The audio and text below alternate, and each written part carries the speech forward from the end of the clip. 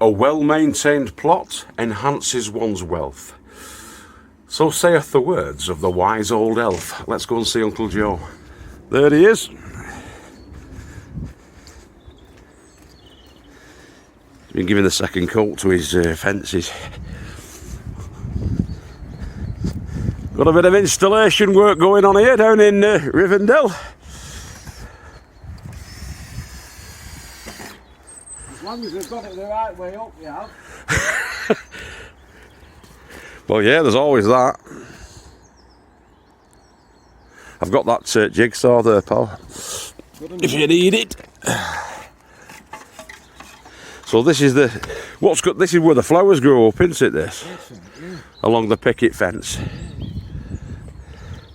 The picket fence line, newly painted. Just needs touching up again on top here, doesn't it? Yeah. But it was starting to fall over to one side, weren't it? So you've just took it off and fettled it, and that's where the flowers are going. It'll be a good job.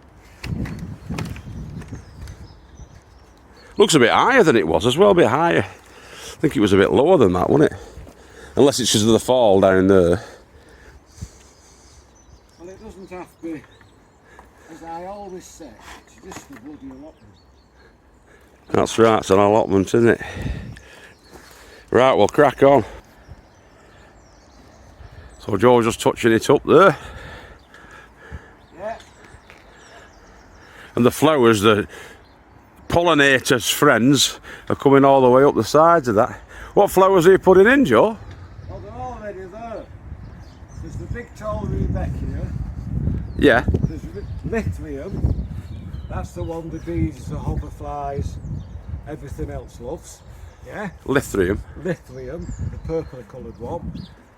And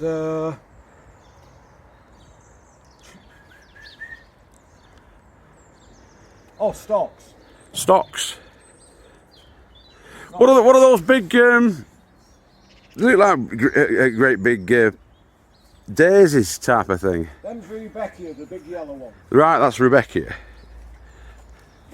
Because they like them, don't they? Sit in the middle of them and have the fill. They're all coming down here. These are the old stalks from last year's growth. Yeah, so they'll just regrow again. So in 3 months' time, the hedge or the fence now will be completely out of sight. Totally covered in flowers. It always looks nice down here.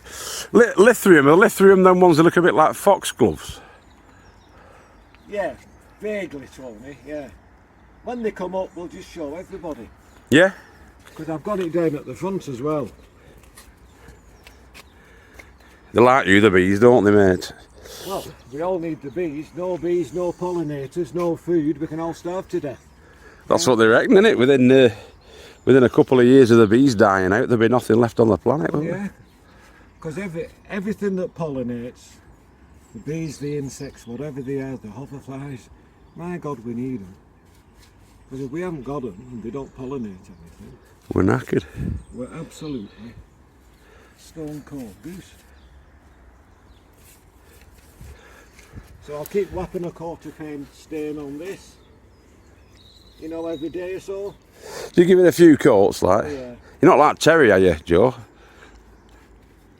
He keeps crown paints in business, doesn't he, Terry? Oh yeah. But, There's more paint than wood, I think, on his fence, isn't there? But it's lasted. It's not the cheap stuff. It's not like Ron Seal, the good stuff. I've got some Ron Seal at home that I'll do the shed with. This is just a little, if you like, divisional picket fence. But I want the shed to last forever. Even if this falls down and breaks, it would be no hardship to replace it. I was saying that actually the other day on the tiki hut down there. That got 5 coats when it was first put up. Oh yeah. And it only got 1 coat last year, so I'm going to give it a couple this year. Because this stuff is just like thin emulsion paint, really. And it's water-based. So eventually it fades and washes out. But initially, I've just put everything back together. It looks nice, yeah. Yeah, that's one of my jobs, that, again, the paint. I'm going to do the same with these polytunnels as well, get everything a lick of paint. Because they are treated, but obviously the more you can do for the water repellents and what have you, the better, isn't it? Yeah. Well, you're the greatest guy I know for starting jobs. Oh yeah, I'll start hundreds. So if and whenever you start doing it, do the bloody lot. Yeah. Do the polytunnel and do your shed. I better go and do a bit now, actually. Well, Not painting, but... well, talk is cheap, isn't it?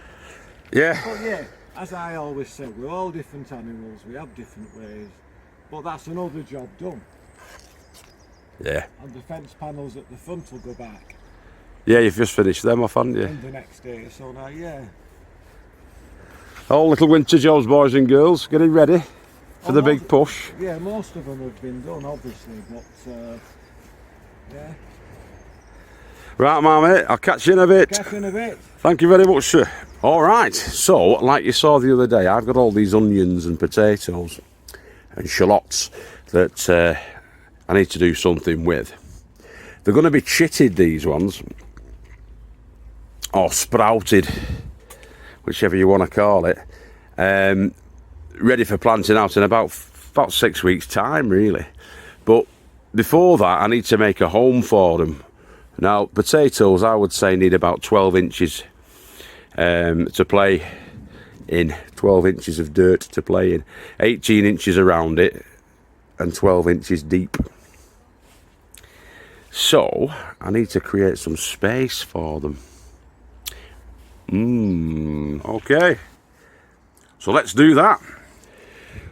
So over here on the lady farmer's side, I've got these beds, or she's got the beds, for the berries. I've got strawberries down there that all want clearing out, all the old leaf. I'll leave the old leaf because it acts as a mulch, but I'm going to clear it out now, or in the next couple of weeks. That's besides the by. But we've got these berry beds there now. The berries only run up to about 2/3 of the way down, so we've got probably around about a 6 foot by 4 foot area on this one, and about a 4 foot by 4 foot area there that we can actually use for our potatoes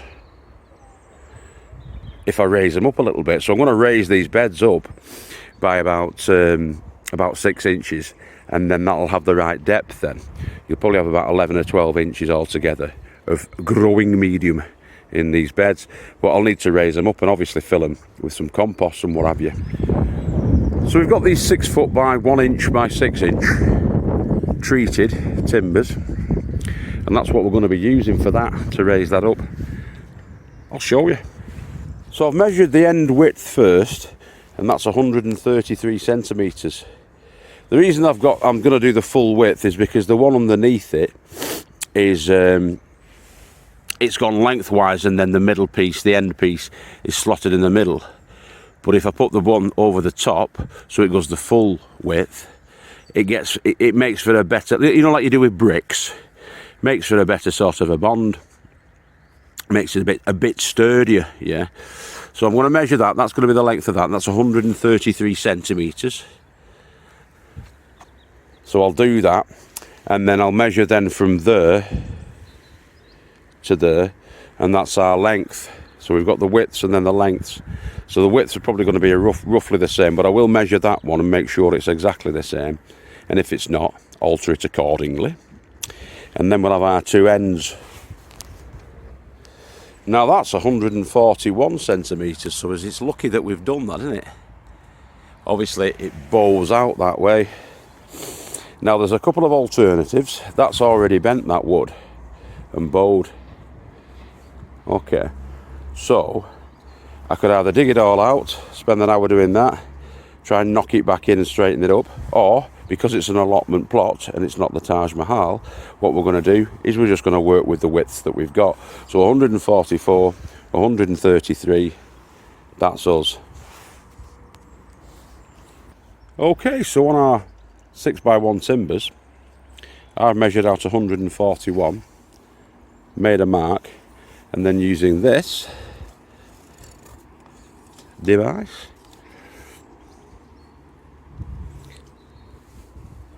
I'll draw a line across that and then get the jigsaw to it. So the one's 141, the other one was 133.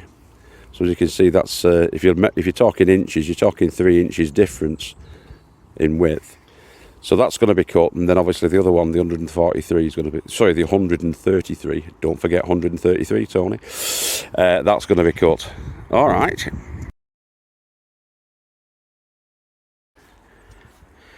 Okay, there it is. About half an hour's worth of sawing and attaching. If you measured it right, you know it's going to fit in it. Slightly out, a tiny little bit out there. But what I've done is I've used the staves to attach it together so that the top piece, the top level, is attached to the bottom level and it's not going to move around. Once the soil's in, it should be fine anyway. But yeah, not 100% level that, but that's because there's a slope to the land. It slopes down that way. Now I could adjust it and make it level, but it's an allotment plot. It'll certainly do the job. No need to mess about too much with it, is there? It's going to be a house for spuds, and we're going to get at least, I would say in that, which is kind of like a 6x4, we would probably get away with getting at least 9 plants in there, maybe 12. If they're the earlies, I might put 12 in there, but that's going to be filled up with the compost and also with the manure bags that we've got left over. We've got some manure left over there, so that's going to go in mixed in with the compost. And Bob's your uncle. Spuds will grow in turds, boys and girls, but yeah, we're not going to go too daft with the old manure. There's the elf over there. Right, there we go, looking the part. And that's one bag of horse manure underneath, and then 3 bags on top mixed in of compost. And these are I believe 75 litre bags, so it's at 125 litres of compost, sorry, 225 litres of compost, and altogether 300 litres of growing medium in there to raise it up that extra 6 inches. It's 5 feet by 4 feet, so we're looking at 20 square feet there. And I reckon we'll get 12 potato plants in there, coming in about 8 inches from either side. That's your first one, second one, third, fourth, fifth, sixth, seventh. Actually no, we'll space them better than that. We'll get 12 in there anyway. Around 10-inch spacings, I think. 4, 4, 4. 3 rows of 4, I think, will just about be right for that bed. Methinks. Like I say, I put them staves down the side there just to hold it all together, so it's a pretty robust little setup. The potatoes will be going down about 10 inches into that, so they'll be close to the bottom, and they'll grow up from there. The plants will grow up from there and sprout off. Yeah, got to get that one done now. Oh, now you're lucky I've got you. I went all the way over to Charnock Richard to Pole Green to get some compost, and then realised I didn't have my phone. And if I didn't have my phone, I didn't have my credit card or my cash card. But luckily I've come back to the plots and there it is. I had some money. I had about £12, and luckily you can get 3 bags of the 75 litre compost for £11. So I got that. But I was going to get 6 bags. In the grand scheme of things, I've got my phone back, which is a lot more money than £11. And I can talk to you guys. So I'll show you what I've got. So that's 3 bags of 75 litres. That's 225 litres of compost. And it's the same stuff they use for their seed starts and potting on and whatnot. But that's going to be a bulker for the beds. As I said, I was going to get 6, but obviously the fates dictated that I was only going to spend £11 today. And so I'm going to get that from here onto the plot using my site transportation device. That's Exhibit A, and that's the site transportation device. It's a 2-wheel wheelbarrow, that one. I got it from B&Q. In fact, it was bought for me 3 years ago from B&Q, and it's still going strong. A 2-wheeler, very stable. Also, boys and girls, now is the time to get yourselves down to your local Asda's, or if you're over in the States, Walmart. I picked all of those up last night for free, and they're the cut flower buckets. All you need to do, if you've been a long-term watcher of the show, is to drill some holes for drainage in the bottom of those, and you're ready for rocking and rolling. They're going to be having potatoes in them. The taller ones, the sort of 10-inch ones, are going to have one single spud in them, along with the growing medium. And yeah, they're going to be placed in random positions, wherever I can fit them, around the plots. And we'll have potato plants growing all over. Use them for anything, really, them. I've actually got them growing spring cabbages in. And other brassicas. These are overwintered in here, in the buckets. They're all the cut flower buckets, these ones, and yeah, it's a growing vessel. And it's free. If you ask them at the Asda's, well, I don't know where you're going to go on, but I've always just gone in and said, what are you doing with these buckets? And they say, well, what's it got to do with you? And then I say, well, I want to grow potatoes in them. Can I have them? And they just say, yeah. And so I take them. All right. Now, in 4 weeks' time, I'm going to be starting off my potatoes in those buckets. But until such a time, the compost that I've bought, each one of those bags of compost will do about 5 bucketfuls. So we've got about 15 bucketfuls there for 11 quid of the compost. But it needs to be nice and warm. I don't want to leave it outside, that compost, because what happens then is all the chills and freezes get into it. So I'm going to store it inside the lady farmer's greenhouse, as you can see. Now in there, it'll keep it that little bit warmer, and so when the time comes to fill my buckets up, I'll have relatively warm compost. Anyway, that spud bed over there has been done now. It's raised.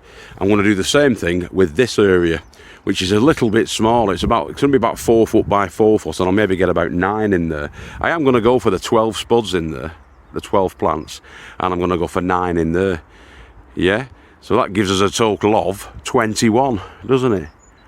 If my calculations are correct. But that's going to have to be raised up as well as that. Want a good 10-inch really for my potatoes. There we go, another one in.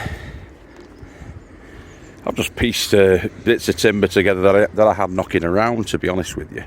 Pegged it in, screwed it in. So the pegs have got screws in there to hold it together. That's holding it together. It'll keep its shape then. I've got to fix this, but that might be for tomorrow or that, because I've got to shovel all that out, dig all that out, straighten it all up, and knock some more of these 2x2s in to the corners and props down the sides, which I have got, but times are cracking on. So that just needs filling up in the same way that that bed's been filled up. So we've got a good 10 inches of depth there on both of them, and they'll be ideal for potatoes. Ideal. 21 spuds are going in there, practically a full bag of 2.5 kilograms of potatoes will be going into there. I'll select them.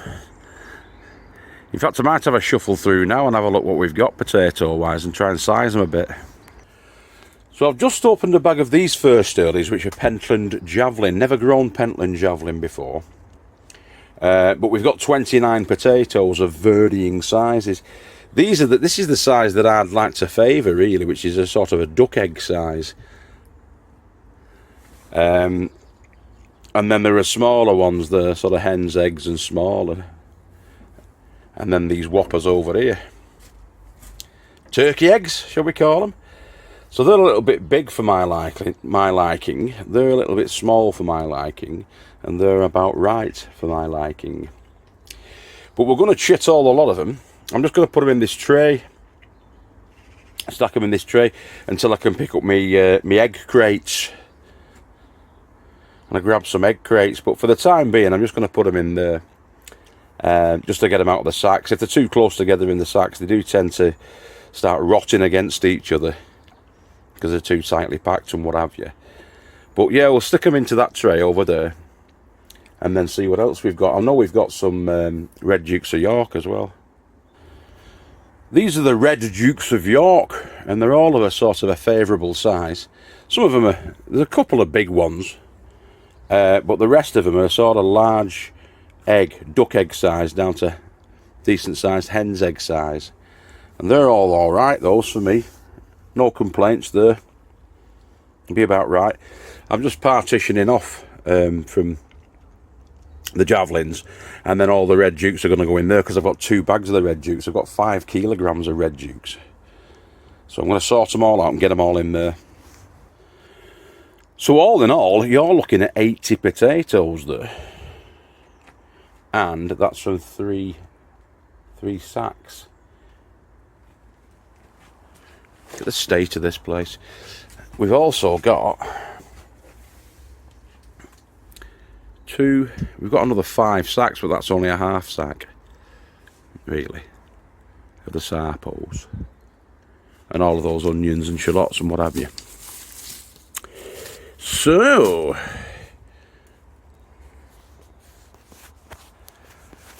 the camera just stopped recording. How very rude of it. How very dare it.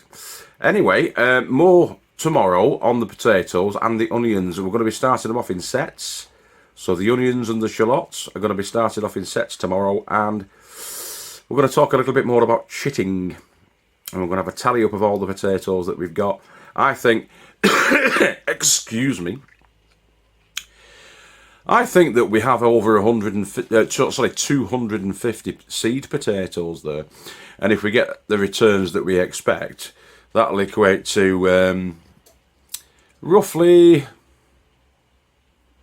4,000 potatoes. So the 250, we'll multiply that by about 15, which is roughly on average, very roughly today, aren't I?